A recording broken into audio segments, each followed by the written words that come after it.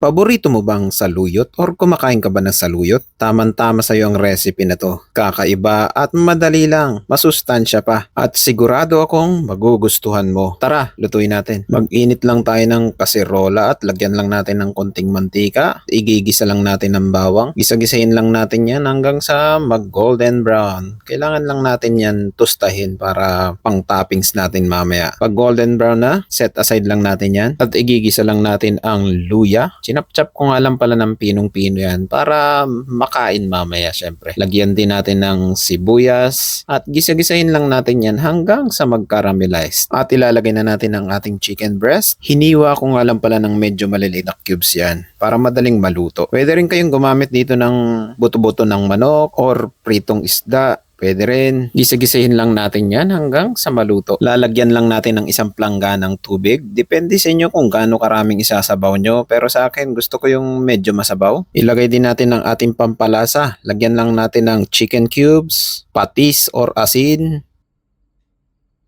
at durog na paminta. Haluin lang natin at takpan natin. Pakuluin lang natin yan ng mga 10 to 15 minutes. Saka natin ilalagay ang ating main ingredients, ang saluyot.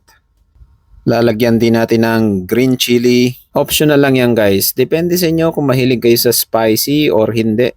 Takpan lang natin yan hanggang sa maluto yung saluyot. Mabilis lang maluto yan kasi dahon lang yan. Ilalagay na natin ang ating pang-asim. Lemon juice nga palang gamit ko. Pwede rin kayong gumamit dito ng kalamansi. At ilalagay na natin ang ating toasted garlic. Isa yan sa magpapasarap sa ating sinabawang saluyot. Kung matitikman mo lang to, sasabihin mo sa sarili mo na pwede palang sabawan ang saluyot na walang ibang sahog kung di saluyot lang. Sana masubukan mo ang recipe na to. Napakadali at simple lang. At mapapahigop ka sa sarap. Ihanda mo na dito ang fried rice mo or normal na sinaing lang. Napakasarap nito, promise. Yun lang. See you in my next cooking trip ko.